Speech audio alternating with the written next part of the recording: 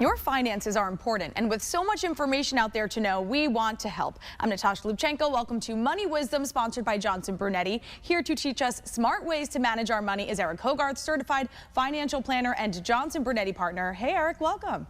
Hi, Natasha. Thank you. All right, so today's topic is Social Security, very important to think about for anyone reaching retirement age.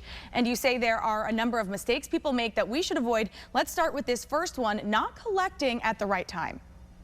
So the earliest that you can draw Social Security under normal circumstances, and by normal I mean you're not disabled or a widow, or maybe you have a young child. So there's a couple scenarios in which you could draw it early, but for most folks, you're talking about age 62.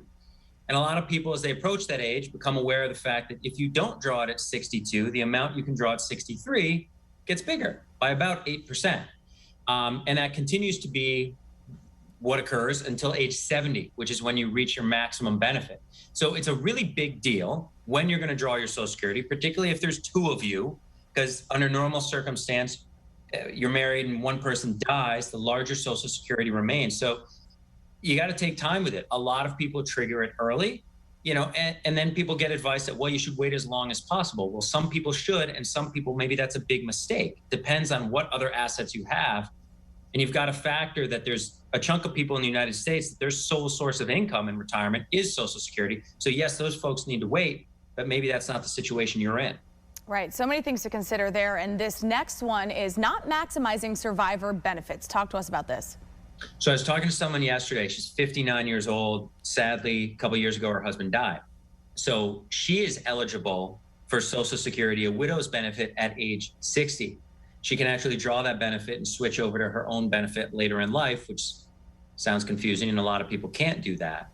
But, when we talk about if there's two of you, when do we draw on a benefit, is it might make sense to draw on one person's benefit and then delay the other person's benefit. Sometimes you'll read an article and we talk about advice, and if it's biased and they say, well, you should wait till 70 to get your maximum benefit. Well, if there's two of you and you both die before ever drawing Social Security, what happens to all that money? Well, it's totally gone. No one got anything for this account that you saved into for decades. So that's sad. And from a financial standpoint, a missed opportunity. So again, you got to be looking at when you're going to draw it, because whether it's a big part of your retirement income or a small part, it's still part of it. And it's still money that you saved. So you want to make sure you get value out of that. Absolutely. And now this final mistake people can make is claiming Social Security early and still working. So why is this a mistake, Eric, and why should people avoid that? So everyone's situation is different.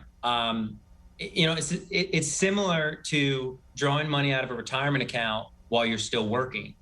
And I know life happens, stuff comes up, but if you start drawing on retirement monies, and Social Security is one of those retirement monies, before you are retired, your income's only going down in the future, not up.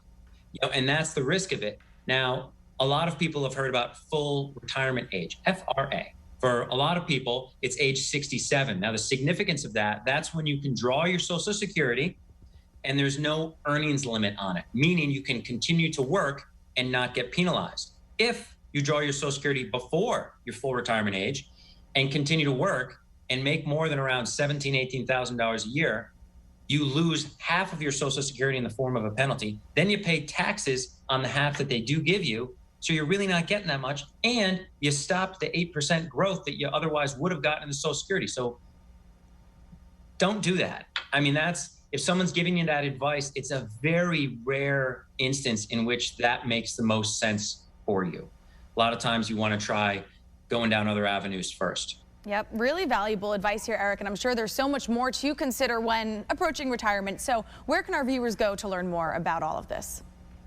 So we have a book. You can get it at www.moneywisdomtv.com. It's called The Who, What, How, When of Social Security. Not a day goes by in retirement planning we're not talking about Social Security. It's a big deal. Whether you're talking about how much you're going to get, how much you're going to keep, how it's going to impact your other taxes. It's an important conversation, and a lot of people avoid having it, but there's mistakes made. There's free money lost. Free is a relative term if you pay it into it, of course. But again, that's www.moneywisdomtv.com. It's a great book. It'll help you no matter what phase of retirement planning or in retirement you are. Read it. Even if you're already drawing Social Security, it might shed some light on maybe paying less taxes on it. So. All right, Eric Hogarth from Johnson Brunetti, thank you so much for that insight. Again, to learn more and to receive this offer, visit MoneyWisdomTV.com. For CT Style, I'm Natasha Lubchenco, and we'll see you next week.